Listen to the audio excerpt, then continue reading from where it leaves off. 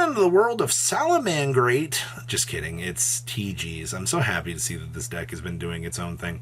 We have the power of Horus with a Orcust package actually being successful out here. We have some Pendulum Magicians, and we have a Dino FTK among some other goodies for you today. Make sure you guys smash the crap out of that subscribe button so you guys don't miss out on more awesome content. So the first deck we're going to be starting off here with is, yes, no, just kidding. I keep thinking that this is Salamangreat, but it's TG. I've been thinking too much of the OCG recently with that new Fire Link monster that really has kind of changed the environment. So what's actually kind of cool about this is the Diabellstar package just is so synergistic with Rocket Salamander. It's like they were just made together for these interactions. Now, full disclaimer here. I do think that if you're going to attempt to play this build, some of the other Synchro variants do tend to feel a little bit better, but I love the idea that you can technically roll out a King Calamity. You also can set up Glaive Blaster here, and I do think the biggest thing with this deck is all of these interactions and things that you have are basically unique to this deck in itself. I mean, also Big Soul Charge Friend here just kind of makes everything in the deck kind of go round here, because getting that ability to call back any number of your TG monsters so you can go ahead and start setting up for that big board push actually feels kind of insane. And of course, we have giant ash targets and things like that, but I mean, you do play cards like Cross out here to ensure that these cards that you need to resolve, the key things, are going to get the chance to actually do the thing. And we are walking away with one TG close. I do know that some builds, we're talking about not wanting to play TG close. I think the one of is fine. I feel like if you're trying to bulk down on more of these, I think you're just going to run into more issues than not. So just play the one. All right. Also, the DD contract package here also kind of ensures that you can kind of get some little interesting filtering options kind of going here. I like the idea of everything that's kind of going on here. Deck definitely feels a little bit more unique in the aspect of things that I haven't really considered, but all right, good stuff. What else we got going on back here?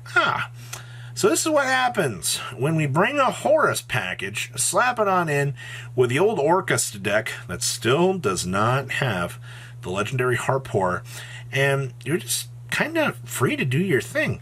That also means that we can technically make supercharged Dingrisus and then have our opponent have a hard time trying to out this, because I love just being able to slap massive materials on this thing, man. I see that we're also playing the Bamboozling Gossip Shadow down here as well. So the first real things that I see here. Yes, we are playing Ken and Gen. As much as we make fun of these cards for kind of missing the mark a little bit, they are forever going to exist in the format, which means that people are going to explore opportunities to play these cards. Which means that Thrust and Talents are going to be stupid good cards. Now, Robbie, you know, how good is the King Sarcophagus Horus package in here? Well, I'm glad you asked that, because being able to call these guys out and then have them be discard outlets for all these incredibly horrible Orcust bricks that you're playing, you're going to be able to set up some pretty interesting boards at the end of the day. It's all just to kind of get to crescendo at the end of the day and just kind of call it a day. I also see down here in the side deck that we are playing the absolute craziest part that we all like to call deck lockdown. Being able to kind of lock down your opponent. Technically, if you're on a full Dingrisu, because remember, it's anytime a card or cards that you control be destroyed. So technically, we can just roll out some deck lockdowns here. And then we're just like, oh yeah, by the way, you should be able to pseudo protect this and have your opponent soft locked according to how this interaction should work. Trust me, I don't think it's going to happen all the time, but you know what? The more ideas that you can actually kind of loop together here for this nice little pile. All right, what else we got back here? Hey, Pendulums, how are you? Now, I will say that I was hoping to see more Pendulums by this point.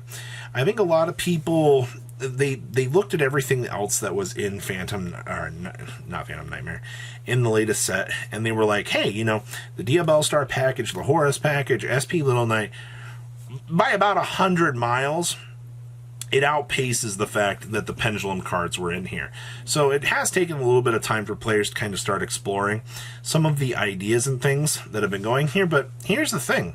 All right, you have this really good card here, which is called Gate King.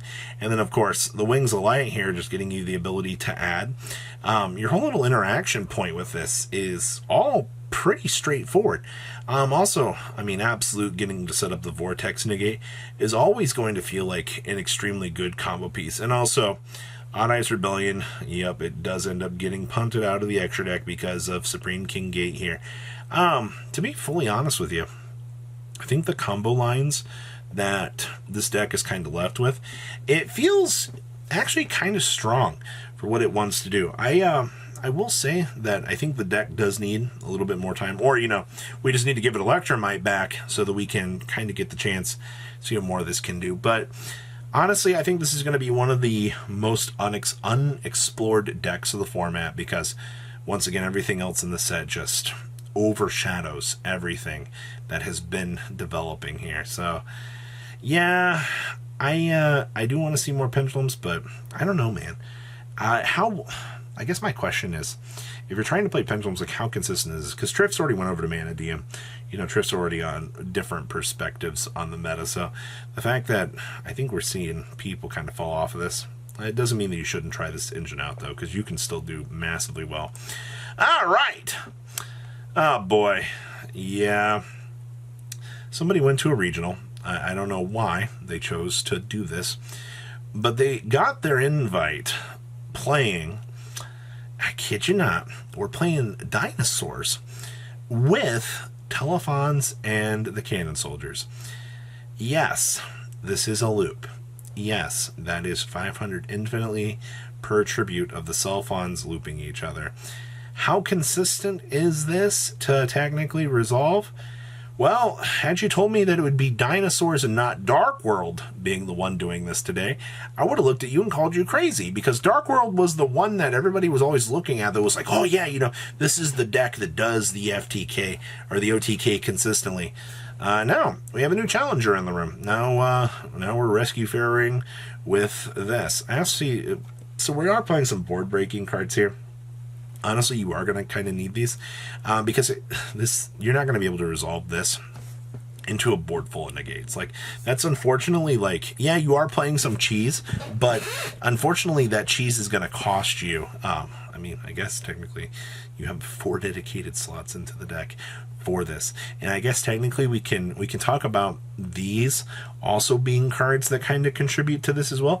I mean, worst case, I mean, you can bridge off of any of these pieces if you really need to go down the dinosaur line. Imagine you're playing against this deck, you get dinosaur OTK'd game 1 by Ultimate Tyranno just kind of stepping on you, and then game 2, all of a sudden Telephons are coming out of nowhere and they see the Cannon Soldier and you just get OTK'd. Yeah, I guess that's one of the most unique things that you can actually kind of bring to the table for this deck. But okay, you know what? I like to see it. And the last list we have for this video is a 60 card. I kid you not here. We just wanted to shove as many good cards as we can into Rescue Ace and actually make it work out. Well, here's the biggest thing. By playing 60 cards, that means that I can play double HQ. And that means that whoever out here is playing the grindy decks to try to ruin my fun, and not just ruin the fun of this deck in general, you have the second built into the deck. This is always the thing that always entertains me. It's just the argument for how many HQs did you play? Did you side the second? Did you get sacked? Well, no, but, you know, we do have some differences here, and we are able to kind of work that out. I see triple Renault. That's so good. And, of course, the one Fireflint Lady. Outside of that, we have droplets for board breaking. I see that they did have to kick the Fenrir's down here to the side deck, which is big sad. You know, even in technically 60 cards, there's still no room in here for the Sinful Spoils Subdiversion Snake Eye. You know, the good card that crystallizes the monster, which most people just look at and they're like, no, we'll go ahead and put this in the side deck. Also, I love the fact that this is also one of the few decks in the room that actually can roll Shifter across the keyboard and just laugh at the opponent. What an interesting pile, man. Like, this proves how stupid Rescue Ace is. If we got people out here exploring 60 card variants and actually having success with it, this meta, even though it looks so bad on paper, it's got some of the most creative stuff that I've seen in a very long time. So what do you guys think? Please, leave a comment down below. Tell me what you guys think. And I'll see your beautiful faces back here later in the day, guys. Patrons, thank you.